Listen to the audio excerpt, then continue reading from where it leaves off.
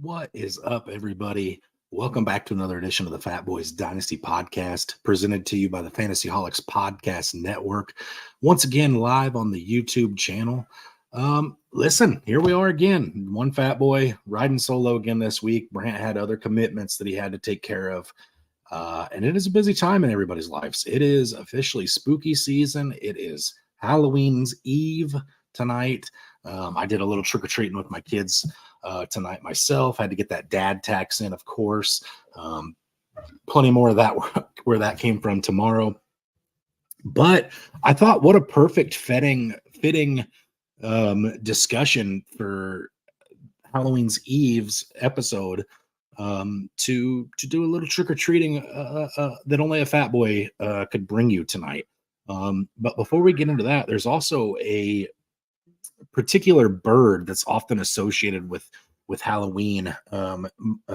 Edgar Allan Poe even wrote a famous book poem about said bird, and that is a raven. And the Ravens made a move in the world, NFL world, that affects us in the fantasy community. They traded for Deontay Johnson, who was having an up and down season with the Panthers. When he played and him and Andy Dalton were on the right wavelength together, they were creating something special for fantasy managers. It was getting to the point where we couldn't leave Deontay Johnson on our bench.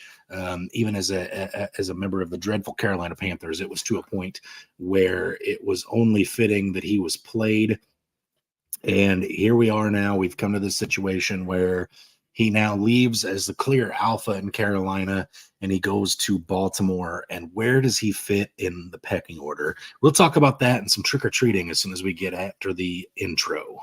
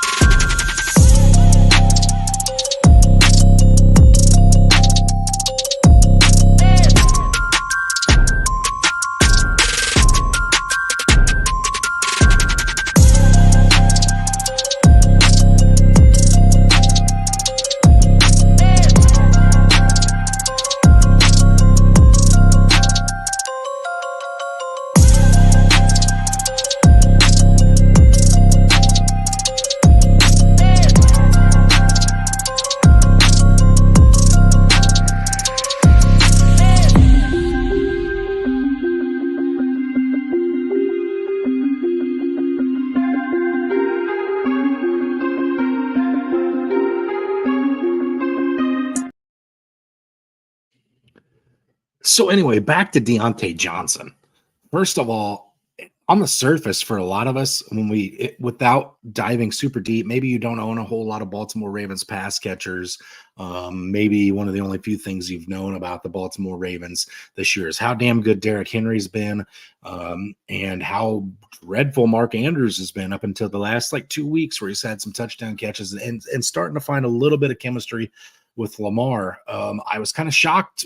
I think I knew, but I was kind of shocked that with Derrick Henry in the backfield, with Lamar Jackson under center, that the Ravens pass game was one of the premier pass games in the NFL. They're not just the old ground and pound Baltimore Ravens NFC North team or AFC North team that just consistently runs the ball for small clips at a time. They're airing it out in Baltimore. So I think being nervous about Deontay Johnson's role because they're not a passing offense is kind of silly, because they've proved, absent Greg Roman, now that he's moved on, that in fact Lamar Jackson can sling the ball, and he can sling it pretty well. Obviously, it's been fun owning Zay Flowers this year. Rashad Bateman has finally, come onto the scene, and then Mark Andrews is getting back into it a little bit. Derrick Henry's obviously having a great year. So where does Deontay Johnson slide into all this?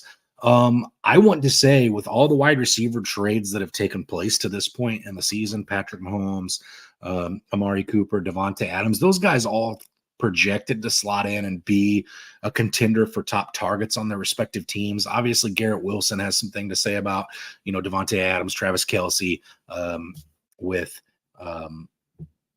DeAndre Hopkins. There's not a whole lot in Buffalo, but I do still think the Josh Allen will spread it around fairly evenly. But again, Deontay Johnson's just in that situation where I don't think he's probably more targeted or more talented rather than Zay Flowers.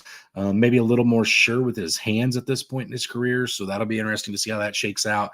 Not going to take away those big down the field threat targets that Rashad Bateman has been getting at this point. So it'll be interesting to see how that shakes out. I do think he's probably going into the situation as third at best each week, but behind probably Mark Andrews and one of Rashad Bateman or Zay Flowers. I'd still put Zay as the alpha there, but it'll be interesting to see how he shakes out. I probably wouldn't start him if I had other options. I know in one of my home leagues that I care an awful lot about, Deontay Johnson probably will be in my lineup this week. I lost Rashee Rice in that league. I just lost Stephon Diggs this week with his ACL tear.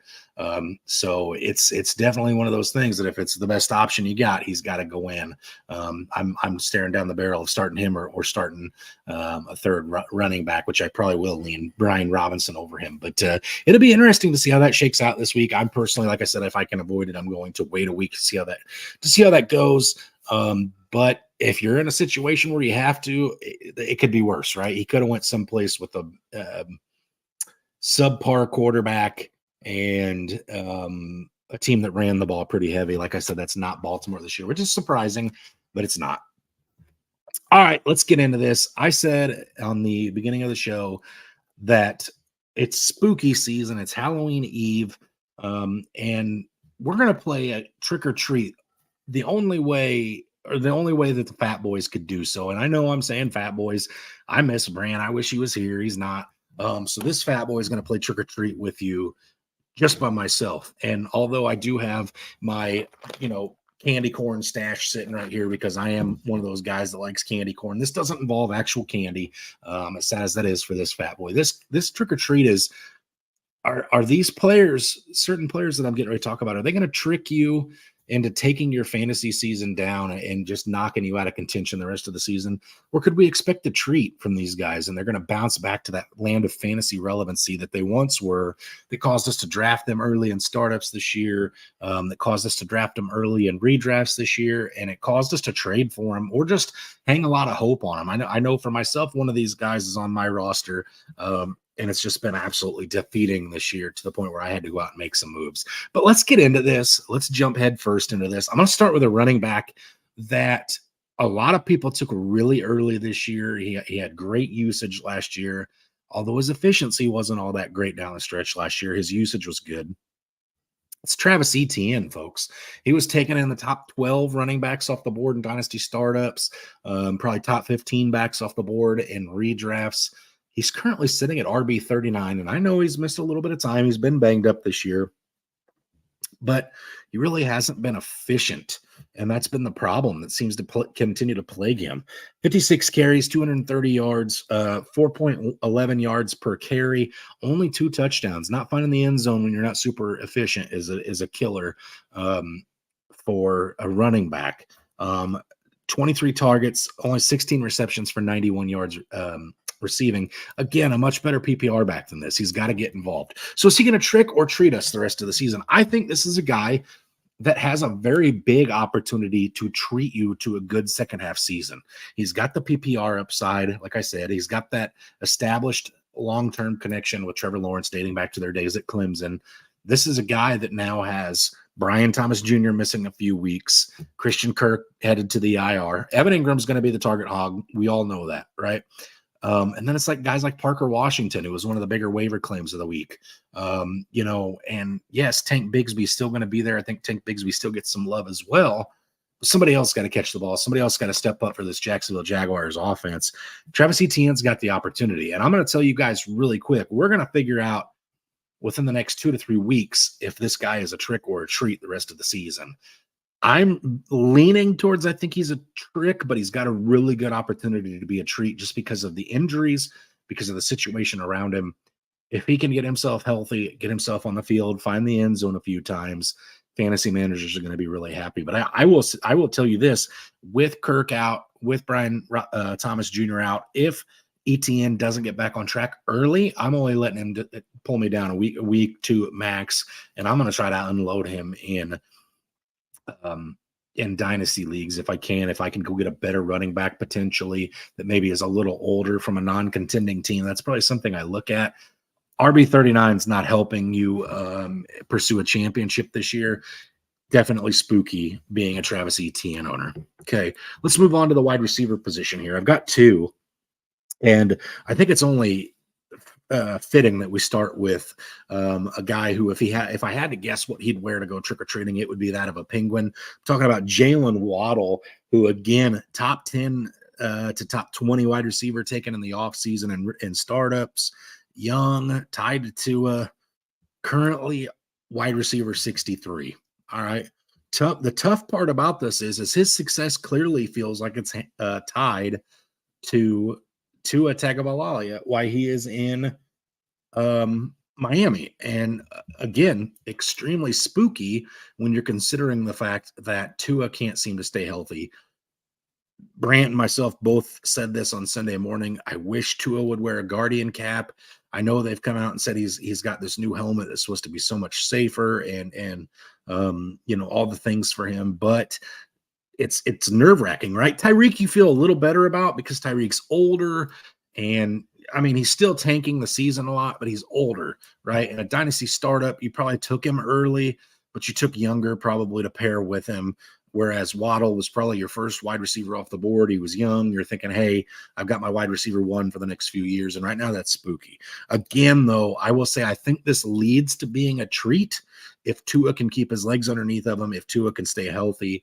I think the second half of this season could be a massive bounce back for Jalen Waddle and the Miami Dolphins as a whole. That division's still pretty wide open. You're chasing Buffalo right now. New England's got a rookie quarterback who Drake May's been looking good, but there's still not a whole lot going on there.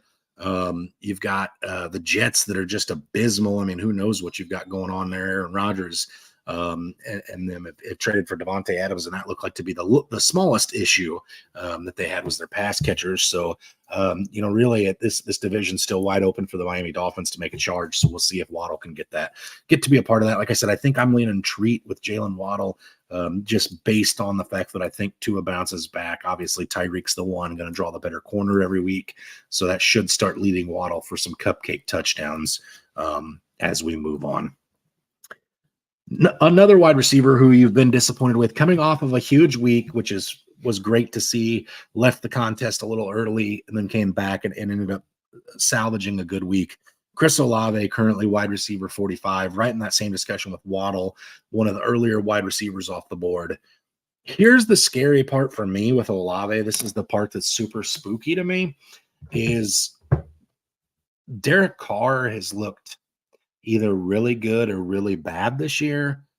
And then Spencer Rattler and Jake Horner both are that's a situation. It's like, do you want that as your quarterback room, or do you want to go spend 24 hours locked in the haunted mansion on the outside of town where it's always lightning and pitch black clouds over the top of it and crows sitting on the fence, right? With the doors that are the shutters that bang and the doors that fly open and shut.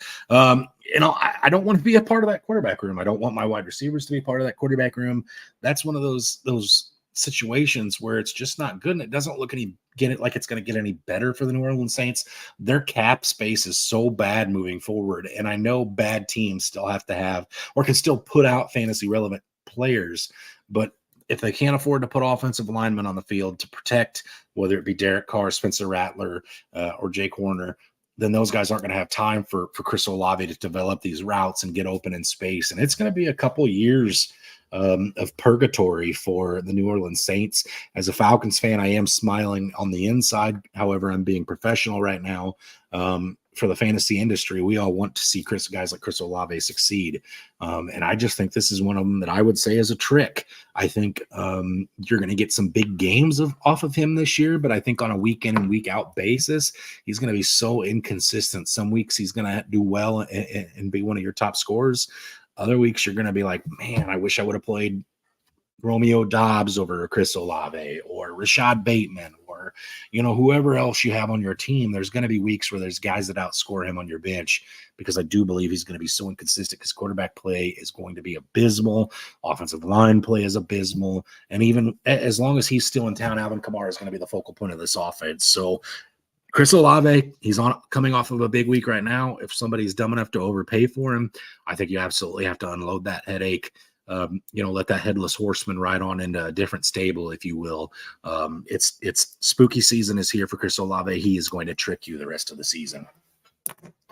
I saved the biggest one for last. That is quarterback Patrick Mahomes, who was taken as a top 3 quarterback in dynasty startups. Currently quarterback 20 on the season. He has thrown at least 1 interception in every single game this year and only 8 touchdowns. This is not the Patrick Mahomes we're used to. This is not what we're used to out of the Andy Reid offense. Listen, they're undefeated, right? You can't say anything bad about Andy Reid as a head coach, because they are finding ways to get this done in Kansas City. But from a fantasy standpoint, from a fantasy manager, from somebody who was riding the Patrick Mahomes train myself, I did it for 7 long weeks and had enough. I went and made a trade. I got Dak Prescott, who granted wasn't great this week, but did outscore Patrick Mahomes. For me, I just felt like I was in a spot where quarterback play was derailing me. Patrick Mahomes is one of those guys you're supposed to be able to set it and forget it. He's getting you 25 plus points a week. Don't have to look at your quarterback except for his bye week, and it's been anything but. So for me, like I said, this is one of those situations where if I can find a way to get out from under him this year, I don't necessarily want to trade him, but if I can go get an aging quarterback, a Geno Smith maybe, or a Matthew Stafford, or somebody that's got a healthy repertoire of pass catchers. I do believe DK Metcalf's going to try to play this week, so that's why I bring Geno involved. Those guys that are going to air the ball out, that have good pass catchers to catch the ball. I think I'd rather start one of those guys rest of season. I'm interested to see how this Diop situation helps. Obviously, he wasn't on the field a whole lot last week with just getting traded there. So this week will really be the telling week for that. But man, without Rashee Rice, Patrick Mahomes just kind of doesn't look like Patrick Mahomes this year. Travis Kelce's not as efficient as he has been in years past. It just feels like it's a recipe for a trick from Patrick Mahomes, and not so much a treat. Like I said, it is a spooky season. So I think that pretty well sums it up for me. Again, I am sitting on this camera solo. Scary that they leave me in charge of this podcast by myself without somebody to rein me in. And what better way to come in here and bore you guys for 20 minutes than on Halloween Eve night with some spooky season trick-or-treating like only a fat boy can do. I hope everybody has a great Halloween. For those of you that are out celebrating, taking kids out and about, or trick-or-treating yourself, maybe you're giving candy out. Hopefully it's a good season. Hopefully we have a good contest tomorrow night. We have a good football game matchup between the Jets and the Texans. It'll be interesting to see how that Texans offense shakes out, missing Nico Collins and now Stephon Diggs. Who's CJ Stroud's guy? It's got to be Tank Dell. That makes the most sense. But it'd be interesting to see if John Mechie, Dalton Schultz, or Aiden or Xavier Hutchinson can get anything going to get involved. And then maybe this is the week that the Jets finally get some momentum going. Get involved. Like I said, hopefully tomorrow night's contest is not spooky. As we start navigating week 9 of the NFL season. Hopefully we don't get, like I said, started out with a stinker on Halloween. So for those of you watching, happy football. And for those of you trick-or-treating, many success. I hope you get lots and lots and lots of good candy.